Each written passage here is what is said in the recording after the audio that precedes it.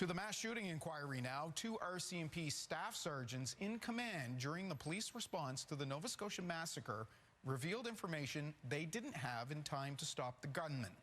But they couldn't answer why there was a delay in alerting the public. Heidi Petracek continues our coverage of the hearings.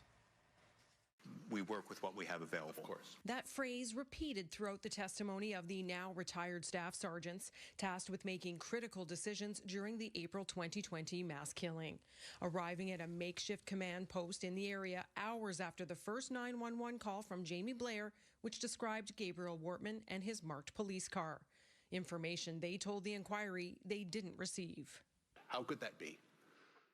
Well, it's one of the, how do you speculate why that wasn't available to you? Like, I can't say. Okay. The critical incident commanders said they were also unaware of information already gathered by frontline officers from survivors of another possible route out of Portapique.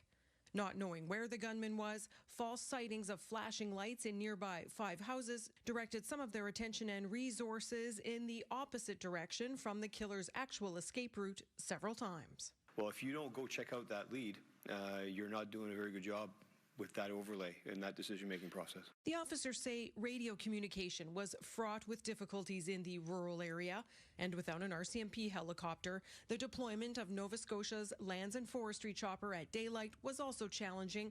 Surratt said the pilot couldn't access RCMP radio communication channels, leading to missed opportunities. I believe he stopped for fuel, and we weren't aware that he wasn't in the air anymore. I tried to direct him to, I believe it was Plains Road, where he was unable to go. While both had received the province's public alert about COVID-19, they said they didn't know they could use the system to warn the public of a gunman on the loose. And what's coming pretty clear is that many of the RCMP members didn't really know anything about it. Surprising, says lawyer Robert Pinio, since the inquiry learned EMO had talked to the force about Alert Ready for years.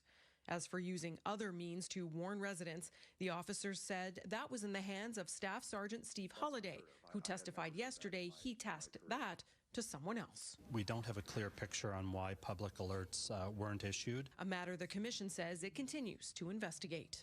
The Commission also said in its latest document that it is also looking into the role of a high-ranking RCMP officer, Chief Superintendent Chris Leather, in relation to the release of information to the public about the replica cruiser.